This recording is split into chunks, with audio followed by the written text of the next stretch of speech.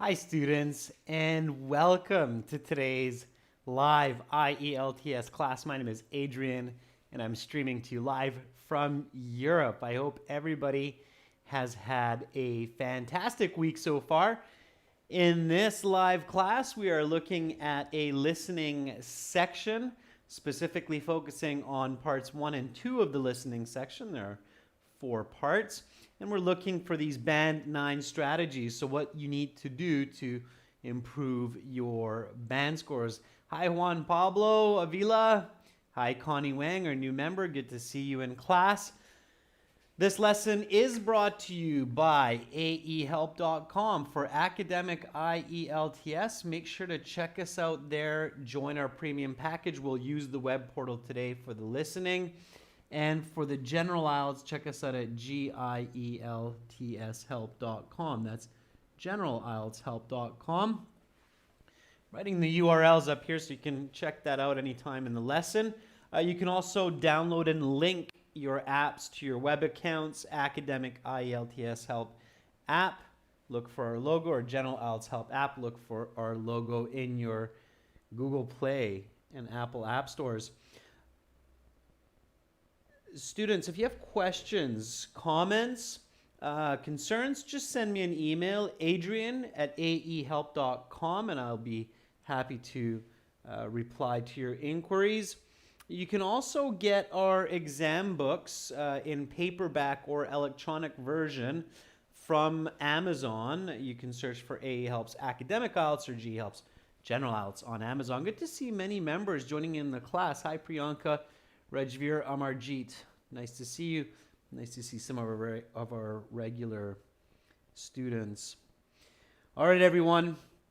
So today listening, and then tomorrow and on Saturday we'll have more live classes, so make sure to stay tuned. All right, here's a quick strategy right off the top, and then we'll get right into the listening section 1 and get our minds warmed up for listening to the English language. One tip that I can kind of give you really quickly, and this is for the paper-based exam, is during the introductory time, or during the introduction and instruction time, which is roughly about 90 seconds,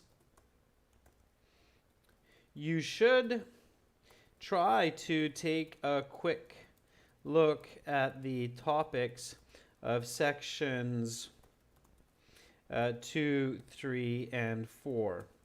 There is no clear rule that you cannot do this. Okay? So, if the examiner or if the proctor tells you don't do that, just say sorry and go back to section 1. Okay, we've talked to many students, and a lot of students said, yeah, that worked for me. It was not a problem. They didn't complain about that. I just quickly flipped through the listening section pages, and we have had students that said, the proctor says, please don't turn the pages, so I just stopped turning the pages. It's worth a try. There is no clear rule. You can't do that for the computer-based exam because it only allows you to go with the flow of the audio. So Esteban, that's one difference between the computer-based, paper-based. There are some advantages to the computer-based exam also. So both have their advantages and disadvantages. Okay. All right, so this is just one tip. And now let's get into this listening. So students, my audio is turned up all the way on my side. This is our academic IELTS web portal here that I'm going to use to play the audio. I'm going to log into the My Student account up there.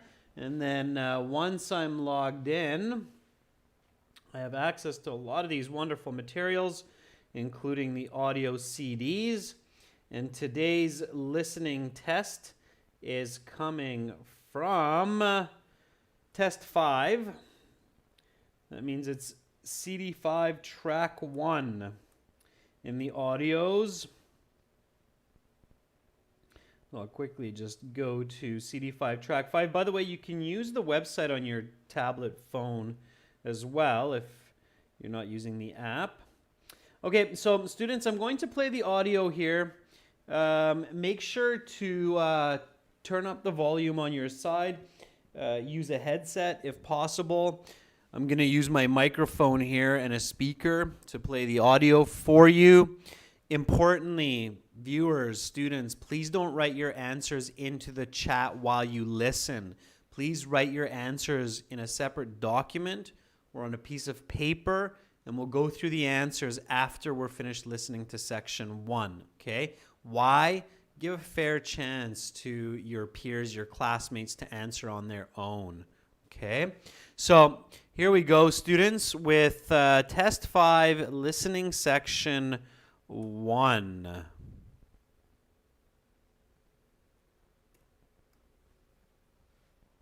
This recording is copyrighted by 2 Think One Solutions Inc. and World ESL Tutors. You will hear several different recordings, and you will answer questions on what you hear. There will be time given to read the instructions and questions, and you will be given a chance to check your work. The recordings will be played only once. The test is made up of 4 sections. At the end of the test, you will have 10 minutes to transfer your answers to the answer sheet. Now turn to section 1. Listening section 1. You will hear a conversation between 2 people as one tries to return a defective product. First, you have some time to look at questions 1 to 5.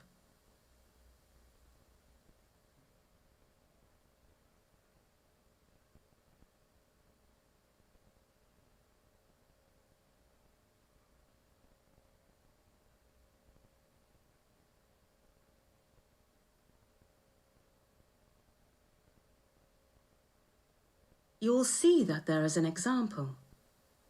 This time only, the conversation relating to this question will be played. Good afternoon. I bought a product from your store 1 week ago, and I've been having difficulties getting it to work properly. Of course, sir. Do you have the original receipt from the purchase? The first piece of information I need is the date you purchased the product. Yes, I actually have it right here. I purchased it 8 days ago, on the 6th of July. The 6th of July. Great. The man says he purchased the item on July 6th, so this answer has been indicated for you. Now we shall begin. You should answer the questions as you listen, because you will not hear the recording a second time. Listen carefully and answer questions 1 to 5.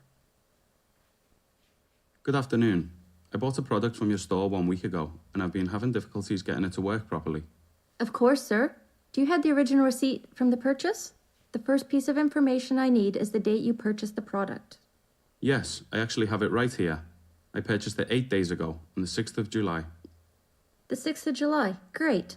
I also need the name of the product as indicated on the receipt. Certainly. The receipt shows it as SOJO 232XD. SOJO 232XD? Yes, that's right. Okay, yes. I see the product in my records now. It is a 23-inch computer monitor? Yes, that's correct. Now tell me, did you buy the extended warranty on the monitor? No, I did not. I always feel like those warranties are a bit of a scam. Perhaps, until you need the warranty? Perhaps. But there must be some sort of manufacturer's warranty, right? There may be. Let me check for you. Okay. Yes, it seems there is a manufacturer's warranty. The warranty is for 60 days. 2 months. Great. Then I shouldn't encounter any problems in returning it. Well, actually, we only accept returns for a week after purchase. Since you purchased the computer monitor 8 days ago, you'll have to deal directly with the manufacturer. How annoying. What steps must I take then? Well, the company that makes the monitor has a depot in Birmingham. You must post it to them. Okay. Do you have their address? Yes, it's on Edgbaston Park Road and... Hold on. You'll have to spell Edgbaston for me. I've never heard of it. Of course. It is spelled Edgbaston. And then the rest of the address? The address number is 89 and the unit number is 5. Okay, so 89 Edgbaston Park Road, Unit 5. That's right. And the postcode is B152RU. B152RU? That's right. You now have some time to look at questions 6 to 10.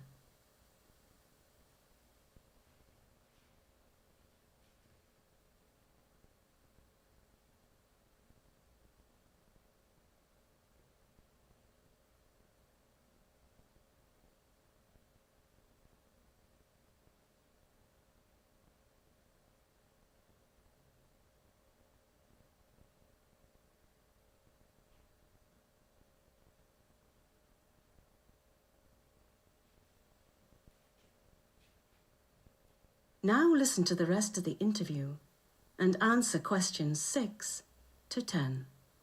Great, but one concern I have is the cost of posting something as large as a computer monitor. Indeed. Such a product must weigh a few kilos and will certainly set you back some money to post. Let me see if the company takes such a problem into consideration. Well, that would certainly be nice if they did. Yes, it seems they do. They have a program in place where they pay postage for the exchange of goods under manufacturer warranty or product recall. That's great news. What do I have to do to use this service? It's fairly simple. You just call their Birmingham depot and request a prepaid postage voucher. Then you take the item to the post office along with the voucher, and the post office will take care of the rest. Sounds simple enough. Do you have a phone number for the depot in Birmingham? Yes, you can reach them on 0121 496 0633. Oh, and be sure to call during business hours. They're open from 10 in the morning until 6 in the evening. 10 until 6, understood. One final question. What would I have had to do to return the monitor if I had purchased the extended warranty from your store? Well, the process would have been much simpler, sir. You could have simply brought it into the return desk at your local store. We would have given you your choice of a new monitor, your cash back, or store credit in the amount of 110% of the original cost of the item. 110% store credit? Wow, that seems too good to be true.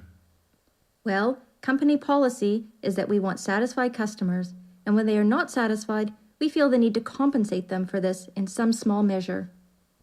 Perhaps next time I'll buy the extended warranty. How much would it have cost on the monitor I bought? Only £20. £20 would have been well worth it to save me the trouble of dealing directly with the manufacturer. Well, now you know, sir. Indeed I do. Thanks again. That is the end of section 1. You will now have half a minute to check your answers.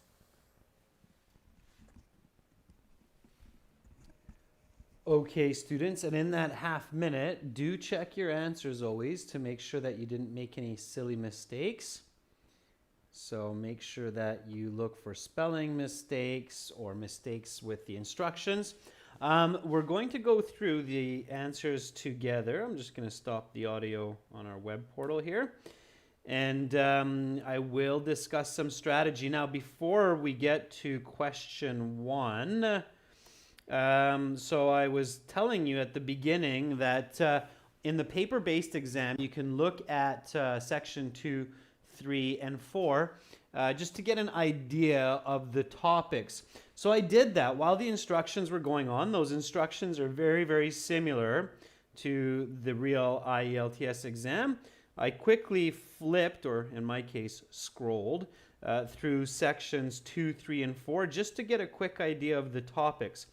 Did any of you catch what section 2, 3, and 4, what are the topics there? So here's the example for this strategy that we did, okay?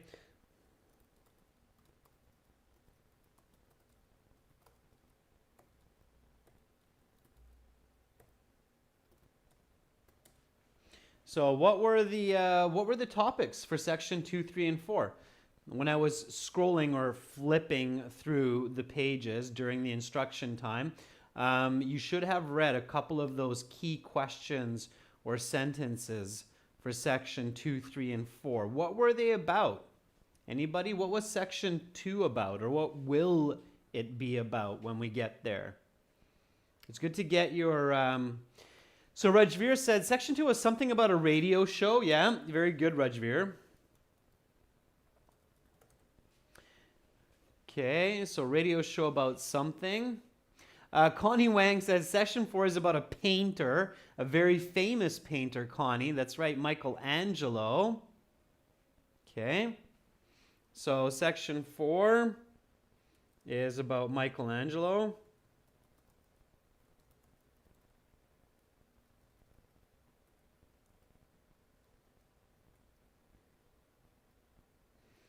Okay, the radio show was about, I don't know if anybody caught it, it's about charities.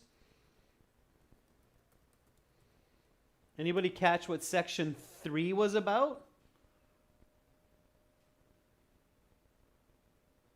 What was section 3 about? I believe section 3, to me it looked like it was trade between nations. Okay, so that's what you should do, is you should look at those section topics and get these ideas. Section 2 will be a radio show about charities. Section 3 will be trade between nations. Section 4 will be Michelangelo. That's all you need to catch in that time. Okay? All right. So, now let's go back to the questions and go through them together. Okay, so here we go with section 1. What day did the man buy the product? The answer, July 6th. Okay, it's given here for us. Number 1, what product did the man purchase? A computer monitor, or a television? A, B, or C?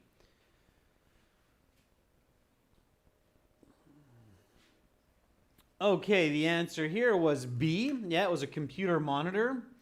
The speaker said, oh, the SOJOX6 computer monitor. And the man said, yeah, that's right. Okay, so it's the computer monitor. Okay, and then here, this was question 2 and 3. So in your answer sheet, it will look like this. Okay, 2 and 3. So you need to put the letter in each box, the correct one. The order doesn't matter. So what 2 pieces of information are required to access the record for the purchase? So this customer service agent is looking for this purchase. And what does the customer service agent need out of these 6 choices?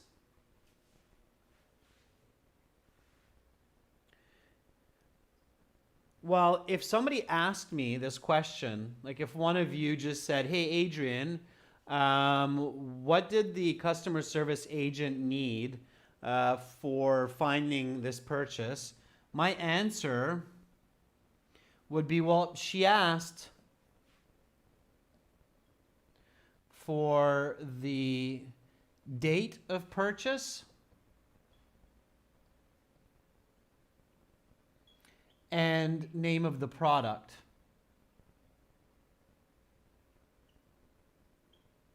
Okay, so if you asked me this question after we listen to this audio together, then my answer would be, well, this customer service agent asked the man for the name of the product and the day that he bought it to try to find the purchase record.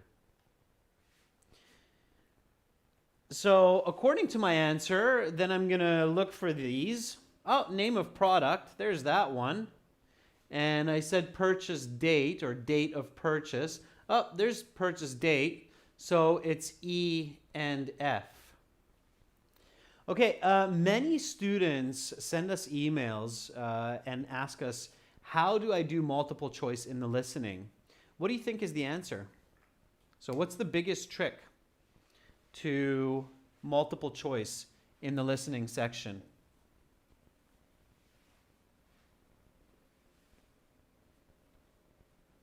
What is the way to have the highest success rate for multiple choice questions? Okay, this is another strategy. Remember, today's lesson is focusing on those Band 9 strategies. So, multiple choice strategy in listening. Okay, number 1. Yeah, Rajveer says listen carefully and logically. Absolutely. Okay, so the highest accuracy comes from understanding the audio and thinking logically. Said another way, it is easy to make mistakes if you are just trying to match words that you hear or hope that the answer reveals itself from the list. Okay, so students, remember, IELTS is not a middle school test where you can just match information.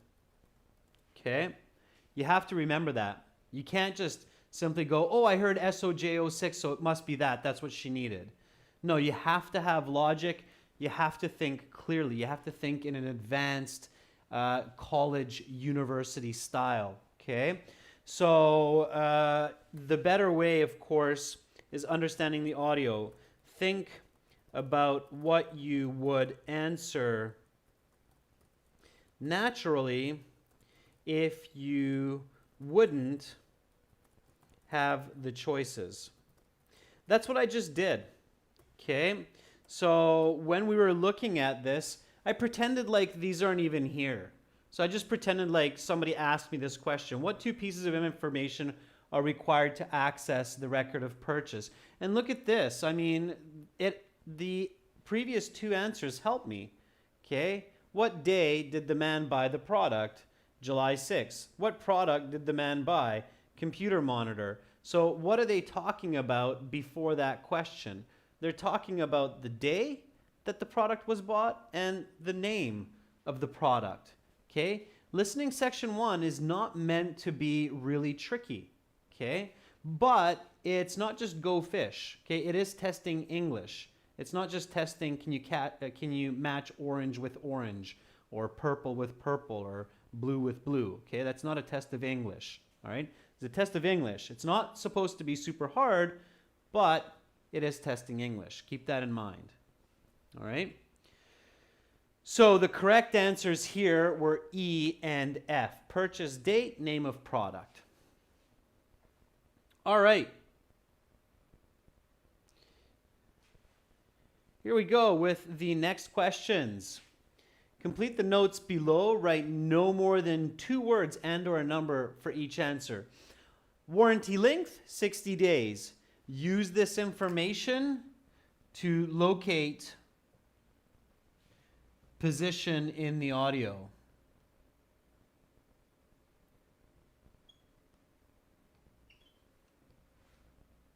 Okay, so these kinds of notes, you can use that to help figure out where you are in the audio. Okay, this is where the audio is right now. Good, I'm not lost. Okay. And then for number 4, you have to figure out the address where this man has to mail this broken computer monitor. And for these fill in the blanks, especially in section 1, you should be patient because they usually spell the words and they repeat it. Jaskaran Singh, very good. So Jaskaran says it's Edge Bastion Road. It is the name of a road, so it has to be capital.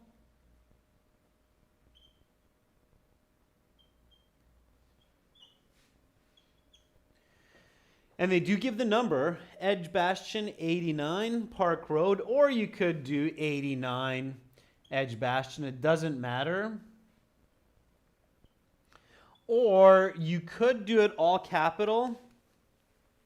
So you could do it like this as well. That's okay. It's accepted in the reading and listening section. So you can do it like this. Okay. Just be careful. This takes a longer time to write.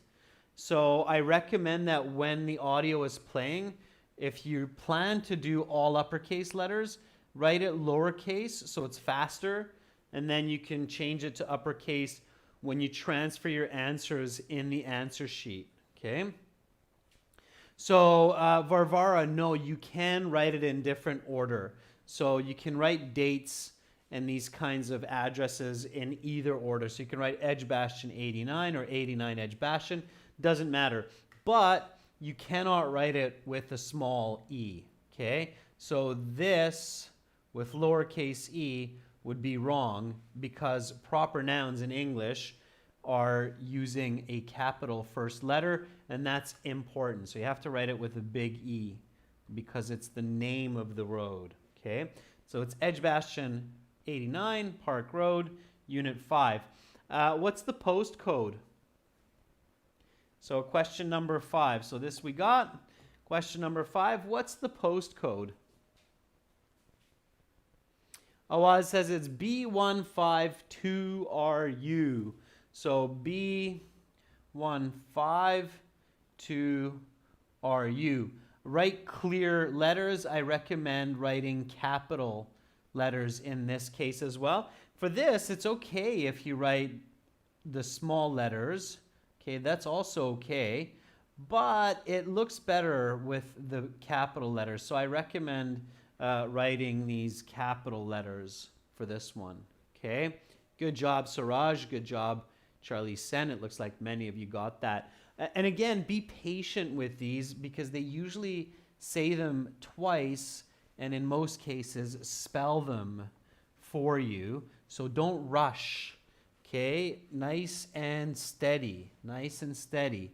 Have good pacing. All right. Okay, then you had a little bit of time to review the remaining questions. In order to get free delivery on product returns, the customer must telephone the depot and request a something. What does the customer need to ask from the company?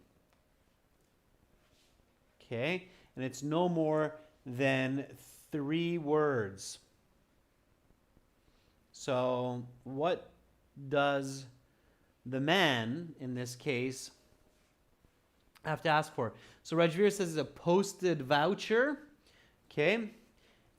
Close. The adjective for post is postage. Very good, Charlie Sen. Yeah, postage with a G-E. Okay. So remember, students, it's a postage voucher. Voucher is a document or a piece of paper or a number which promises some kind of a benefit like money or an item or a gift. Okay, there's such a thing as a gift voucher, for example. Okay, so a voucher is a promissory note. This is another way to say it. It's a promissory note. Another place where you'll see postage is, for example, postage stamp.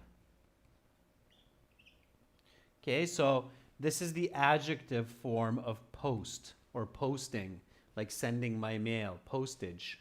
Okay, so postage stamp. Postage stamp is a little bit different. That's what you put on the envelope when you send your mail. Okay.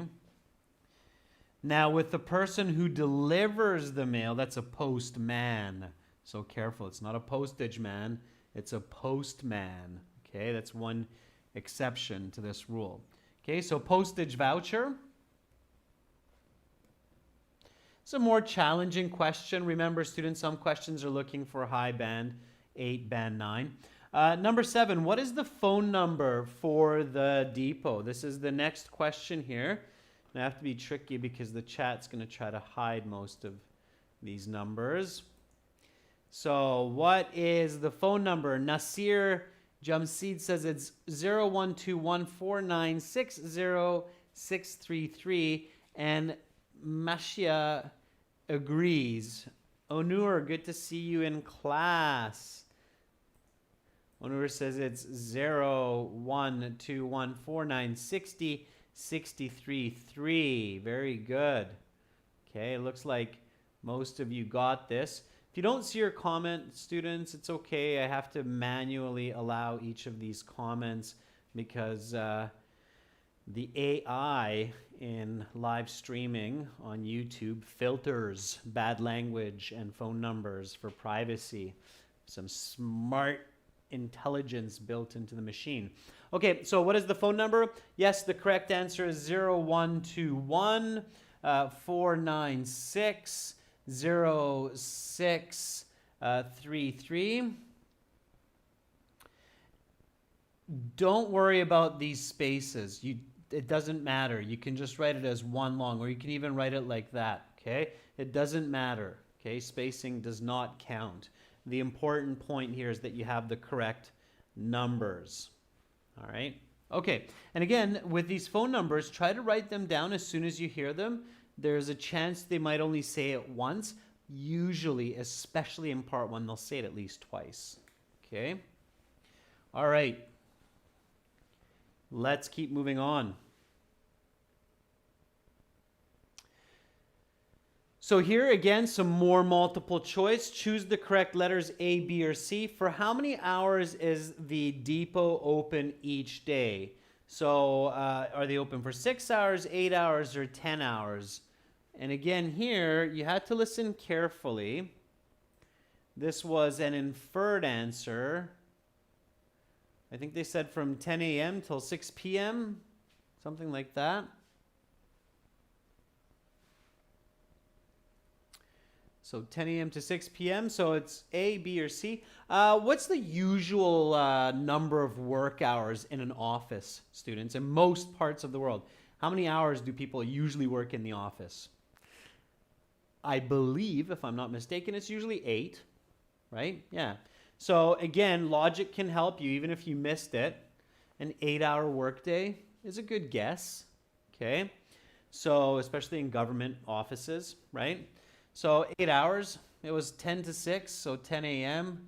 to 6 p.m. That's what the audio said. And of course, that equals 8 hours. So this is a little bit of an inferred answer. And the correct answer is B. Please do not write 8 into the box. Okay, so when you see in your answer sheet box number 8, if you write 8, you'll get it wrong. Even though it's the correct idea, you have to choose the correct letter, not the correct number. Okay, so you need to make sure that you pay attention to instructions and not make some silly mistakes. Okay, all right. Now, question number 9.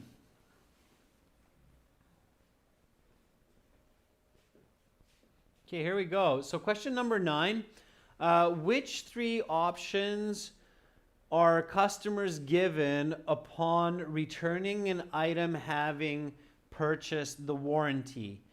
Again, same as what I was showing you for question 2, 3. This is just one question. You have to get all 3 correct to get the full mark, okay? Because it's just one question. If you make one mistake, the whole question is marked wrong. So exchange the item for a new one, 100% store credit, free postage, cash back, 110% store credit, £20. What were the correct answers? Many of you are saying A. It's good. Many of you are saying D. It's good. Okay, and some of you are correctly identifying E, 110% store credit.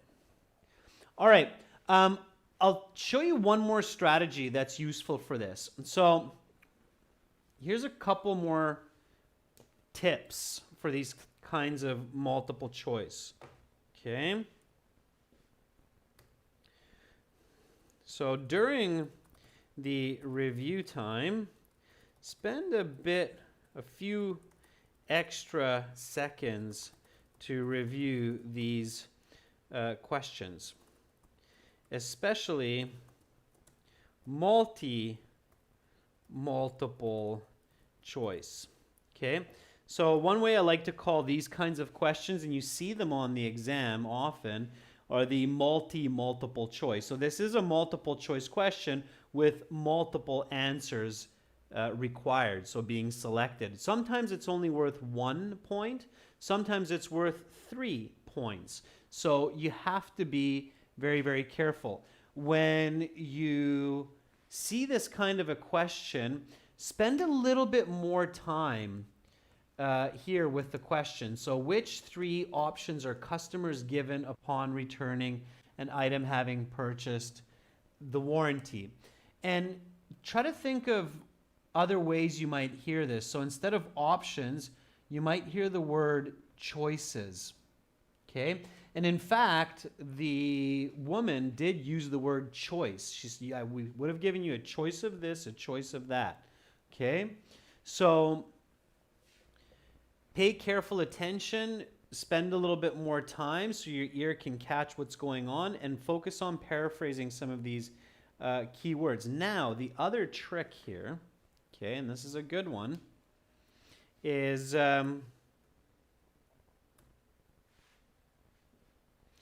when you hear this part of the audio,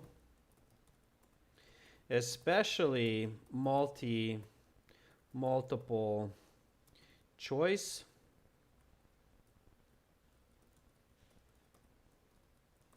write down the answers as you hear them. Okay? Quickly and in short form, you can write them in a very kind of chicken scratch way. Just write fast, okay, so you don't miss any answers. I'll show you what I mean. So here in the audio, if you remember, the woman doesn't say exchange item for a new one. She said, we would have given you a new monitor.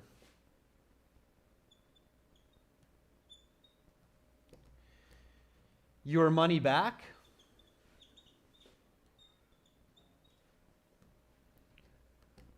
Or credit for 110%. Okay? So of course, this is where it comes in handy to be able to write quickly in English. So scribble as fast as you can. So new monitor, money back, you don't need your. Credit 110%. If you can write these down while you listen, then later, okay, when they say that's the end of section 1, now you have some time to review your answers. You can go back to this and you can go, oh, new monitor, that means exchange for a new one. Money back, oh yeah, that means cash back. Credit for 110%, oh yeah, okay. So now I got ADE. So you can match up your notes with what's here. Okay, but you have to be fast, all right? You have to practice that. Does that make sense? That strategy? It's very effective for this, okay? Because you might not be able to figure out the paraphrasing in real time. So trying to paraphrase this to this, this to this, while filtering out the incorrect choices can be very confusing and difficult. So if you just take these notes and then match it after, it can be a little bit more effective. You see what I mean? So Rajveer says, yep, I got it. Happy Singh says, yeah, I got it. Sai says, yeah, okay. Did they say refunded your money? I think you might be right, Varvar. I mean, she might have said we would have refunded your money. Yeah, something like that, okay? But anyway, take the notes, okay? Take the notes. All right. But don't do that. Please don't do this for every question, okay? This is effective for this question type. Please do not take notes for the other questions. You will lose yourself in the audio. Only for this type of question. Okay, I'm going to actually make a note of that because I really don't want you guys and girls to start doing notes for all of the answers. That's a bad idea, okay? So only take notes for this type of question. For other types of questions, it's actually slower to take notes, okay? It's this type of question where notes are actually faster, all right? Okay, last question, students, number 10. Okay, here we go. Let me erase my chicken scratch. My scribble. It's another way to say it in English, my scribbling. So here we go. The woman mentions an item that costs 20 pounds. What is this item? A computer monitor? Extended warranty? Manufacturer's warranty? What's the answer? A, B, or C? Okay, for number 10. Is it computer monitor, extended warranty, or manufacturer's warranty? The answer is extended warranty. 20 pounds for a computer monitor, not likely, not in today's world. Even a used computer monitor is going to cost you more than 20 pounds, unless it's very, very old and broken. Manufacturer's warranty doesn't cost money. Most items come free with a manufacturer's warranty. People back up their items. So logically, extended warranty is the right answer, okay? So students, remember, logic helps a lot. The IELTS doesn't try to trick you. So 20 pounds, computer monitor, no. You're not going to buy a new computer monitor for 20 pounds. That's just silly. Manufacturer's warranty, so the maker's warranty, that's included with the item. You're not paying extra money for that. So the extended warranty, the extra warranty, okay? So B is the correct answer here. Remember your best friend, logic, okay? Who's your best friend in the IELTS listening, reading section? Who's your best friend? Logic, okay? Logic. Logic is extremely useful. If you lose logic, you lose points, you lose band scores, right? Keep that in mind. So lose logic.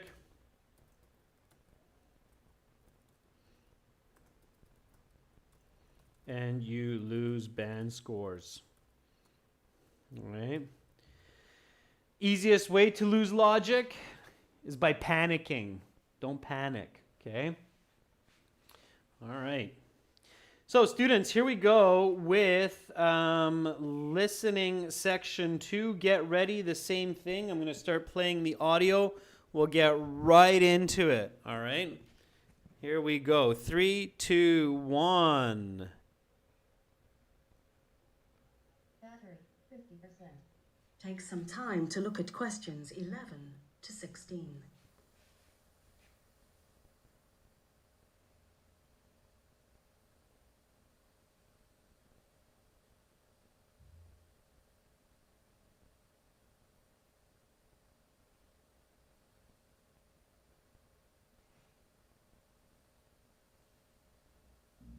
Listening Section 2.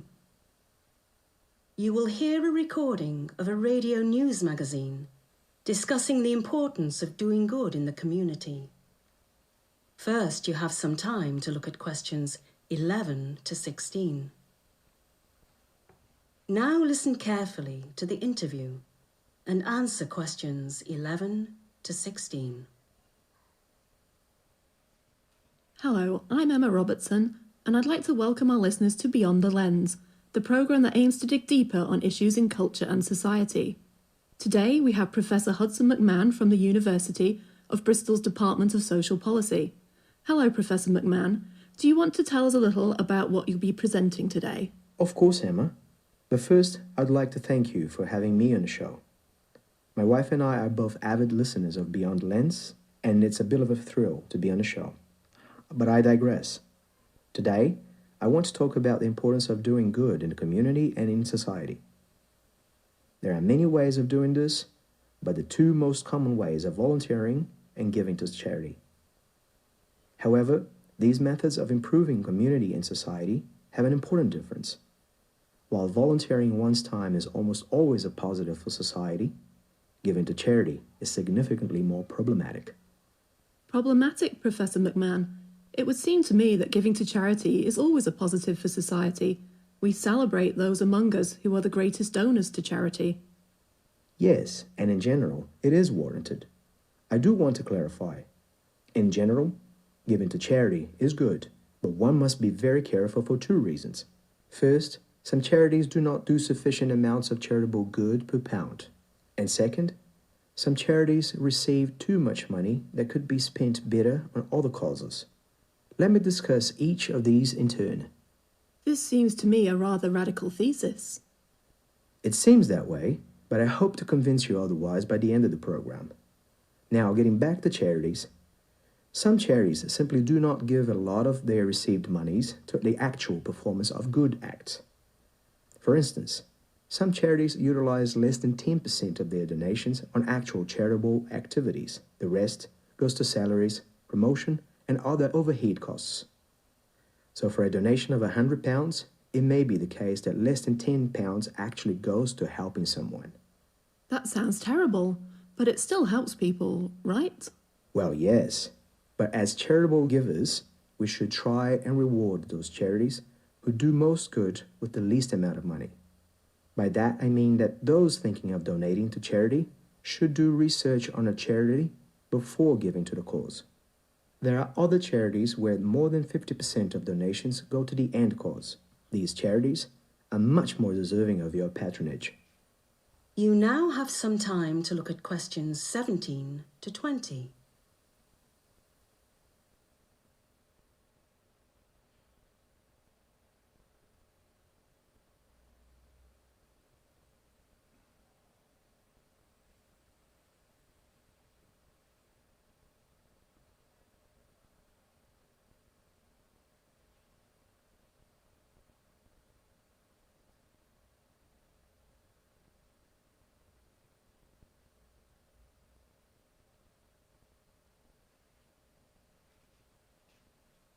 Now listen to the rest of the interview and answer questions 17 to 20.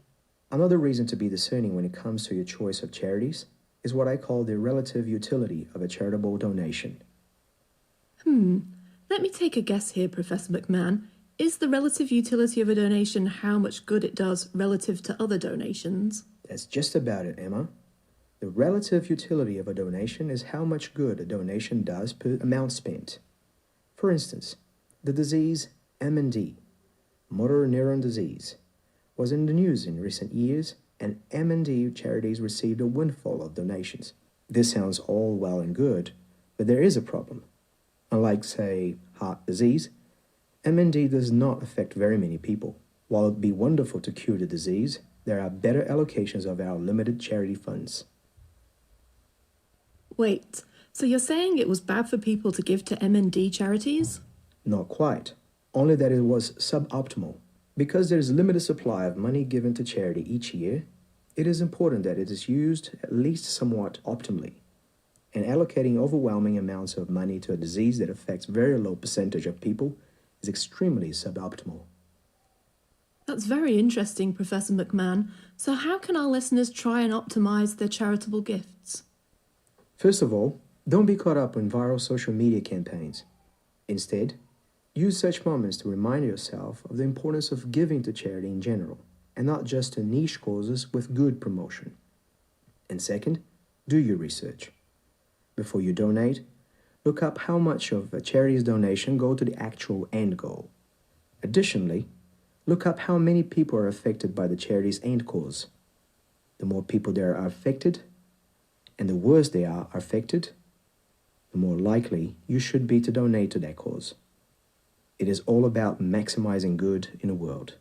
That certainly sounds like a noble goal, but if everyone donates...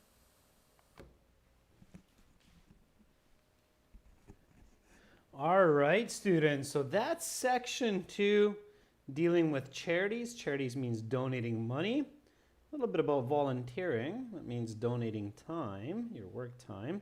Let's go through the answers nice and smooth together, everyone. So here we go. Write no more than 3 words for each answer. What is the name of this show? So what is this show called? They say it twice. Once the woman says it, she says, "Welcome to the," and then the man says it, "Oh, thank you for having me. First, I want to say we're avid watchers of," and Jessica Run says it's beyond the lens. Kulao Chum says, "My brain is just like that of a little puppy dog." All right, Kulao, focus in, focus in. Beyond the lens, yeah, beyond the lens. Yes, Jessica Run, it's okay to do all capitals. Beyond the lens, so this means like a camera lens, right? So you have the camera lens. Okay, so beyond the lens of the camera. That's the name of the show. Makes sense? All right, let's keep going. So capital B, capital L, it's the name of a show. It has to be big L, big B. The T does not need to be big, okay? We don't capitalize articles even in the names. It's an exception, okay? So beyond the lens. Here you had to choose A, volunteering, B, charitable giving, or C, neither of these two. Number 12, affects fewer people but may be highly inefficient. A, B, or C. So volunteering, charity, or neither. Correct answer is C, neither. Neither charity nor volunteering affects few people and is highly inefficient. So C. Number 13, can be problematic for various reasons. This one should have been fairly easy as long as you got the main ideas. So can be a problem for various reasons. Number 13. Okay, we're going to move nice and smooth here, students, so you can just write the number beside the letter. Ann Ewan Thee says it's A, volunteering. Nope, it's B, charitable giving. Volunteering, when you give your time to help people, like you play music for ill children at a hospital, or you take some elderly people for a walk from a nursing home, that's never going to be problematic. That's always good, all right?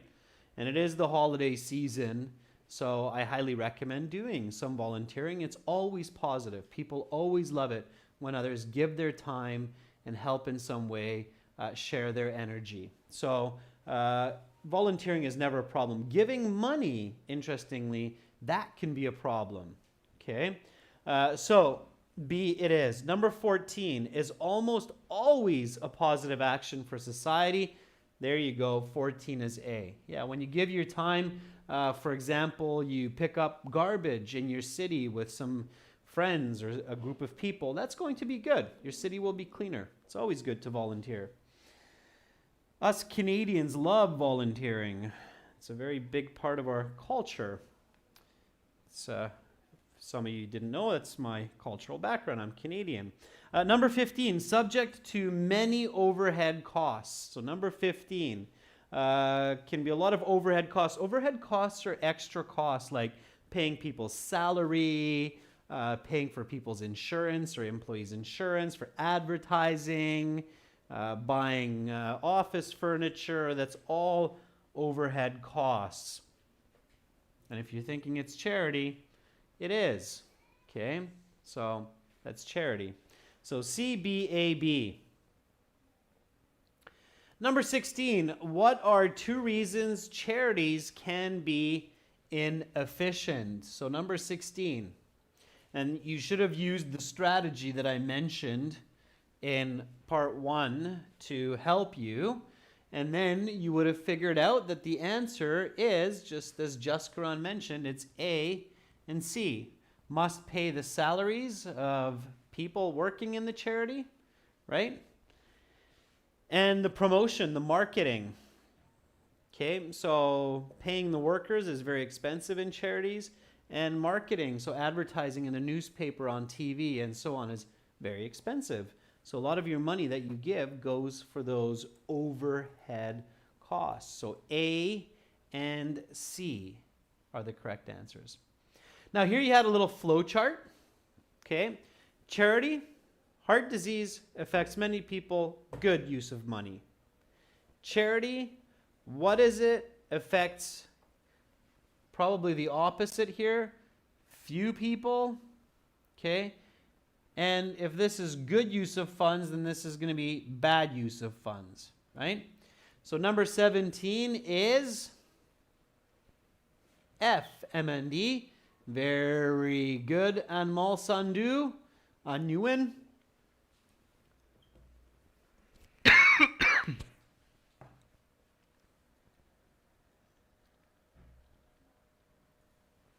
Number 18. Oh, look at that. Logic helped me out. It's A. And number 19, bad. Do I see anything bad? I don't see any bad there. So FA, number 19 is, what's number 19, students? Yeah, B, inefficient. So it's effective or efficient, good, bad, bad, inefficient. Inefficient means not good. Okay, so make sure again that you're writing the letters into your answer sheet. So it's B. So F-A-B, F-A-B. Okay, yeah, I can see the flowchart's a little bit bright for you. My apologies for that. All right, last question. Maybe some of you darkened up your screens a little bit to see that part. Anyway, question 20. Choose the correct letters A, B, or C. According to the guest, what is the main goal of charitable giving? This is where you should have answered this from the audio, thinking about it, understanding it, and then just choose the one that works. And it's not tricky. The man says it very clearly. So he says, it's all about maximizing good. C, maximizing good. So I can see some of you didn't get it. Connie, Wang, good job, thumbs up. It's C, okay? At the very end, the man even says it very clearly. He says, it's all about maximizing good. So he literally says this word for word, okay? There's not much about doing good research. The importance is fine, but it's maximizing good. Okay, so it's C. C. All right, students. So that audio came from our academic IELTS website, which is this right here. To get our premium package, you can go to our AE Help academic website, click that big red button to join. You get a lot of practice exams, 100 hours of videos, interactive course. Download the app, link the app. Then you have the app interface as well. For general IELTS, go for gieltshelp.com. That looks like that. And then click that big red button there to join the premium package. It's well worth it. Spend a couple dollars, learn with quality materials, learn the right strategies so you're efficient, get high bands or the best bands possible, and not have to worry too much about the exam later on. All right, everyone, that's it for me for today with this lesson. Remember these strategies. I will be back tomorrow with listening section 3 and 4 and some more strategies for listening section 3 and 4, the more challenging parts of the listening section. And you are most welcome. Faisal, the cost of the course is different in different countries. If the country has a lower GDP, it's cheaper. If it's higher, it's more. So just check out the website and you'll find it there. Good question, Faisal. Thank you for asking. So listening section tomorrow, and also task to finish for our members a little bit earlier. Thank you so much. Tons of love from Budapest in the heart of Europe here. Have a great rest of your day. And for those of you getting ready for bed, I wish you sweet dreams. Bye for now.